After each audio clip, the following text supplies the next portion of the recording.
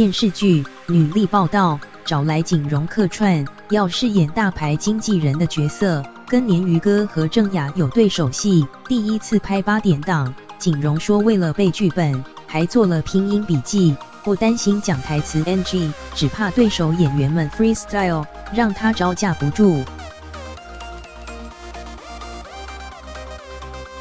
穿着帅气长版风衣，男模景荣加入女兵演员阵容，因为他要来客串，饰演大牌经纪人，还模仿起身边伙伴平时工作的样子。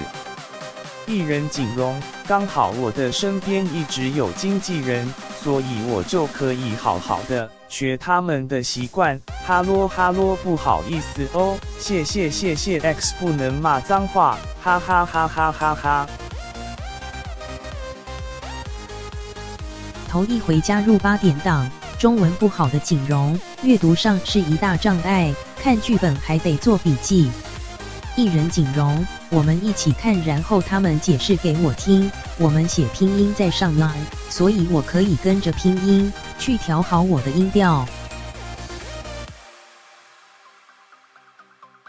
这次景荣加入女力，跟鲶鱼哥还有郑雅饰演的赵雅芝有精彩的3角恋对手戏，两位男星都是高个儿，第一次见面的反应也很妙。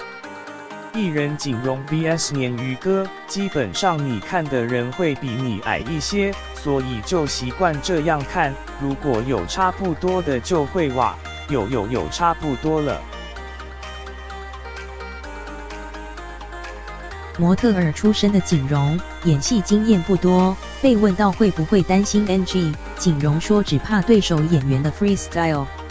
艺人景荣 vs 鲶鱼哥，因为我先有剧本，我有时间去背，然后背得很熟，所以不太会 NG 这件事，但他们很 freestyle， 很自由的那样子，我怕我跟他们走，他们就开始我会见笑转生气，也是那种就是搞笑那一趴，可是我对他会比较认真。首度加入8点档，景荣戏份挺吃重的，帅气高颜值，加上精彩3角恋戏份，势必替剧情增添亮点。